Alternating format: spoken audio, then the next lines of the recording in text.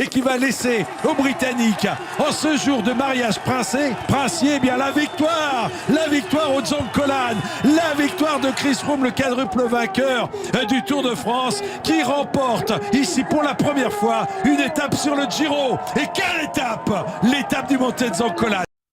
Bonjour à tous et bienvenue dans cette première vidéo sur les lieux mythiques du sport. Et aujourd'hui on va parler d'un col mythique du Tour d'Italie, le Monte Zoncolan.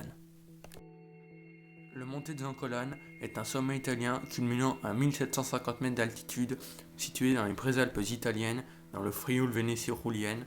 Son altitude et ses pentes raides font de lui l'un des cols les plus durs d'Europe, avec le Kitzbühel-Berghoorn et l'Alto de Angliru.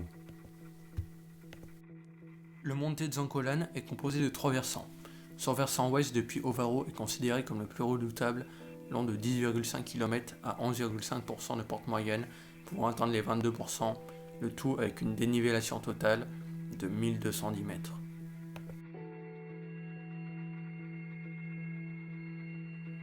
Le versant est depuis Strudio est long de 13,5 km avec une pente moyenne de 8,9%.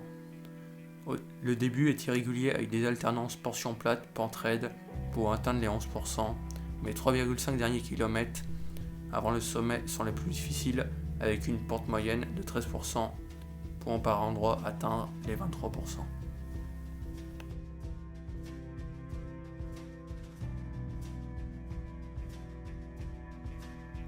Son versant du Priola est l'ancienne route qui a été remplacée par celle venant de Strudio. Les deux routes se rejoignent à 4 km du sommet. Ce versant a une longueur de 8,9 km à 12,8% de moyenne. Ce tronçon est même plus difficile que celui d'Ovaro, mais est compliqué à l'accès. On va maintenant s'attaquer à l'histoire du Zoncolan dans le Tour d'Italie. Le premier vainqueur au Zoncolan fut Gilberto Simoni en 2003. Il en remporta l'étape avec le maillot rose de leader d'un Giro qu'il remportera quelques jours plus tard. En 2007, l'équipe Saunier Duval, menée par ce même Gilberto Simoni, réalisait le doublé au sommet du Zoncolan et devançait un luxembourgeois alors quasiment inconnu à l'époque, Andy Schleck. Lors de l'édition 2010, c'est Ivan Basso qui s'imposera au sommet du Zoncolan, édition du Giro qu'il remportera quelques jours plus tard. Un an plus tard, c'est l'Espagnol Igor Anton qui s'imposera devant son compatriote Alberto Contador. Ce dernier augmenta son avance sur ses poursuivants pour remporter le Giro.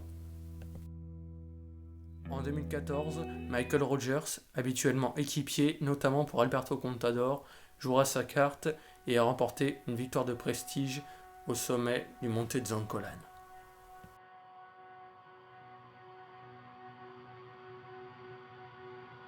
La montée de Zoncolan la plus folle fut peut-être celle de Giro 2018.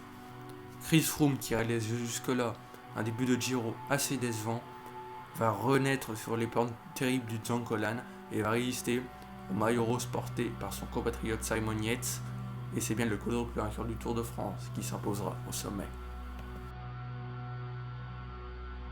Et qui va laisser aux Britanniques, en ce jour de mariage princier, eh bien la victoire au Zoncolan, la victoire de Chris Froome, le quadruple vainqueur du Tour de France, qui remporte ici pour la première fois une étape sur le Giro. Et quelle étape!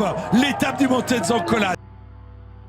Lors de l'édition 2021, un Italien nommé Lorenzo Fortunato, alors inconnu du grand public, va surprendre tout son monde et va s'imposer aux portes de l'enfer, là où s'était imposé son directeur sportif Ivan Basso 10 ans plus tôt. Il rentre dans la légende du cyclisme. J'espère que vous aurez apprécié cette première vidéo sur les lieux mythiques du sport. N'hésitez pas à me dire dans les commentaires ce que vous en avez pensé, ça m'aide beaucoup. Et sur ce, on se donne rendez-vous la semaine prochaine pour un nouveau lieu mythique du sport.